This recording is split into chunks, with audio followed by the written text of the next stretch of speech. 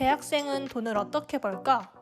저는 3개월 정도 아르바이트를 했었는데 20살 되자마자 시작해서 3월 말에 관뒀었어요.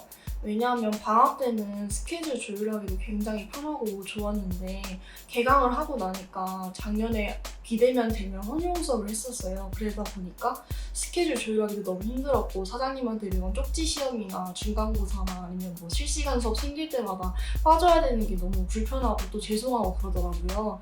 그래서 알바할 때 일도 힘들었지만 그래도 스케줄 조율하기가 너무 힘들어서 그것 때문에 알바를 안 하게 된 게 가장 큰 것 같아요. 저는 편의점 알바, 패스트푸드점 알바 이렇게 두 가지 알바 경험이 있습니다. 먼저 패스트푸드점 알바 같은 경우에는 매장 특성상 매우 바빴고 손님 응대, 매장 청소 등 아르바이트생이 신경 써야 될 부분이 매우 많았습니다.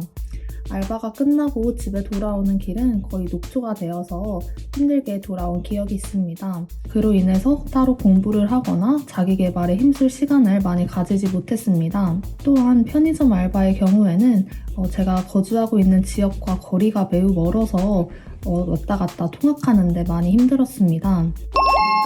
저는 편의점 아르바이트를 했었는데요. 아무래도 다양한 사람을 만나고 사람을 상대해야 하는 서비스직 아르바이트이다 보니 감정 소비가 심했고 진상 손님을 대하는 것이 힘들었습니다.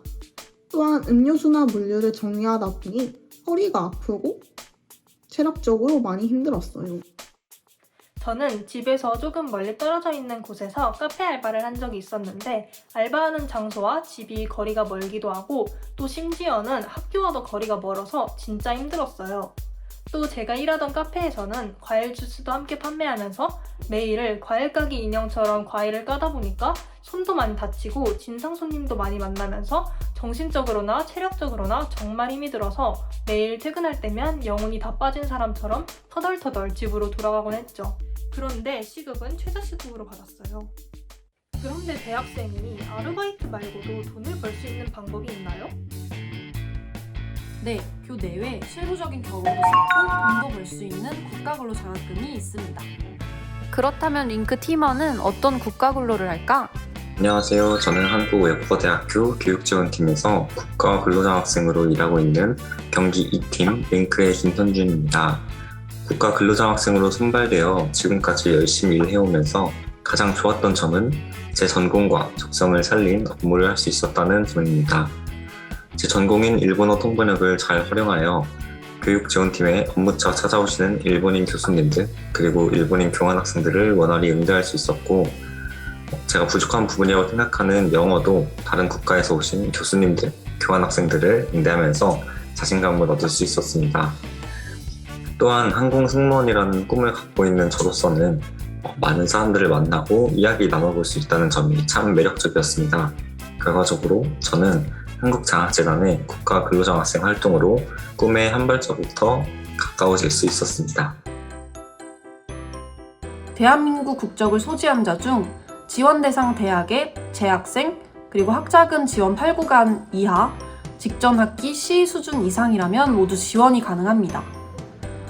국가장학금 신청을 하실 때 국가근로장학금도 같이 신청해 주시면 됩니다. 국가근로장학금은 교내 근로가 있고 교외 근로가 있습니다.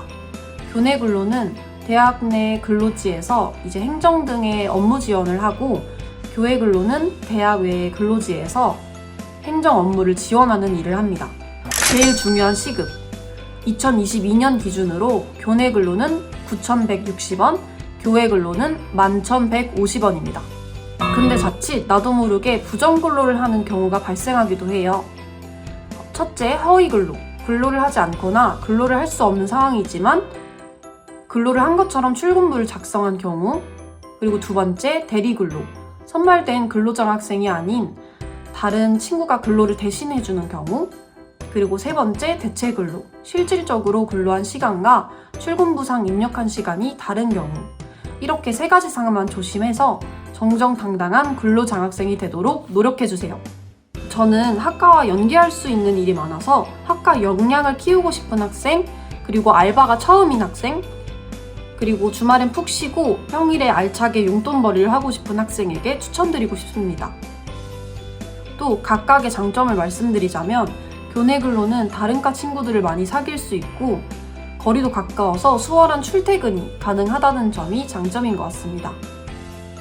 그리고 교외 근로의 장점으로는 직업 연계형으로 직무를 먼저 체험해 볼 수 있어서 경험을 더 많이 쌓을 수 있고, 그리고 교내 근로보다 교외 근로 시급이 더 센 게 제일 큰 메리트라고 생각을 합니다. 여러분, 다음 학기부턴 힘들게 알바 구하지 말고 사무적인 경험도 쌓고 장학금도 받을 수 있는 국가근로 장학금 놓치지 말고 신청하세요.